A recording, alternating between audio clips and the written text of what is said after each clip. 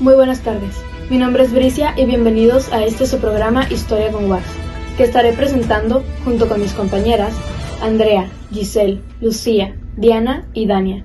En esta ocasión estaremos hablando de la época colonial, que fue un periodo que duró alrededor de 300 años, en el que los españoles impusieron su gobierno, religión y cultura sobre la población indígena, formando lo que hoy es México.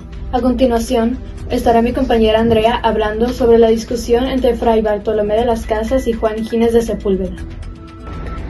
Muchas gracias, compañera Bricia. Y sí, como ya se había mencionado anteriormente, durante la época colonial pasaron muchas cosas y una de ellas fue la discusión entre Fray Bartolomé de las Casas y Juan Gines de Sepúlveda, ya que ambos representaban dos posturas opuestas sobre cómo los españoles debían tratar a los indígenas durante la época colonial en el Nuevo Mundo o la Nueva España. De las Casas, que había sido testigo de primera mano de los abusos cometidos contra los indígenas, abogaba por políticas de protección y evangelización a los nativos. Argumentaba que los indígenas eran seres humanos que como tal tenían derechos naturales y merecían ser tratados con dignidad y justicia. Su posición estaba fundamentada en principios cristianos y morales, sosteniendo que la violencia y la explotación en contra de los indígenas eran contrarias a la fe y a la ley natural. Por otro lado, Sepúlveda defendía una visión más paternalista y eurocéntrica de que los indígenas eran naturalmente inferiores a los españoles y estaban destinados a servir a estos últimos. Muchas gracias, Andrea. A continuación, viene la compañera Giselle a aportarnos alguna información extra sobre este mismo tema. Muchas gracias, compañera Bricia. En otras palabras, Juan Gines de Sepúlveda basaba su argumento en la idea de que los indígenas carecían de civilización y cultura, ya que su subyugación por parte de los españoles era justificado como una forma de educarlos y civilizarlos. La discusión entre las Casas y Sepúlveda se llevó a cabo en una serie de debates públicos y también se plasmó en sus escritos. Las Casas escribió La brevísima relación de la destrucción de las Indias, donde denunciaba los tratos por parte de los españoles hacia los indígenas, mientras que Sepúlveda publicó Demócrata II o de las justas causas de la guerra contra los indios, donde justificaba la conquista y la dominación de los indígenas por parte de los españoles. Aunque las ideas de las Casas influyeron en la promulgación de leyes y políticas que protegían a los indígenas, la explotación y el abuso continuaron durante la colonización española. Sin embargo, el debate entre las Casas y Sepúlveda sigue siendo relevante en la historia y en el estudio de la relación entre colonizadores y pueblos indígenas. Muchas gracias, Giselle. A continuación nos conectamos con nuestra compañera Lucía, que nos hablará de las transformaciones más significativas de la llegada de los españoles, el intercambio mundial y de salud. Gracias, compañera Bricia. Ahora yo les hablaré sobre las transformaciones más significativas de la llegada de los españoles a América, el intercambio mundial y la salud. En el encuentro de los españoles con los indígenas hubieron muchas transformaciones en ambas culturas.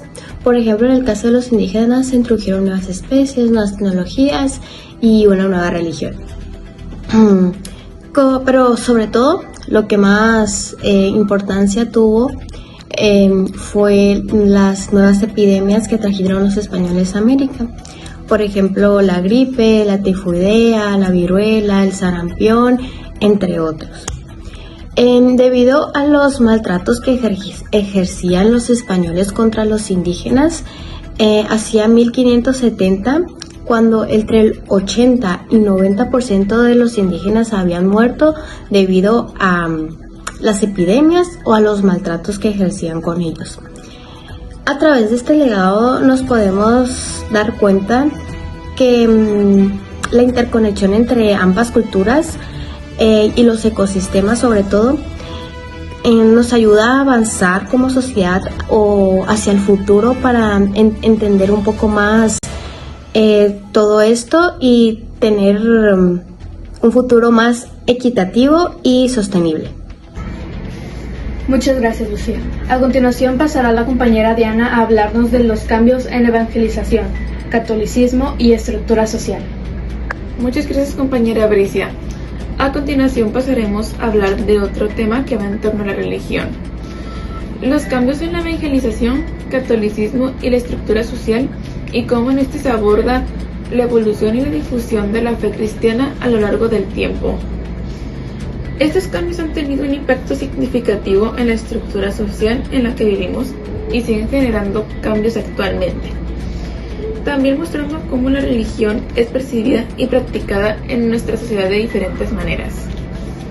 Se observa un cambio desde métodos más tradicionales como la labor de misioneros y los sermones, hacia enfoques más modernos, como el uso de las redes sociales y la tecnología en nuestra sociedad para llegar a ser más avanzados. Además, se puede analizar cómo estos cambios han influenciado en la percepción y participación religiosa en la sociedad de manera radical, así como las opiniones individuales de cada grupo de personas sobre la fe y su relevancia en el mundo actual.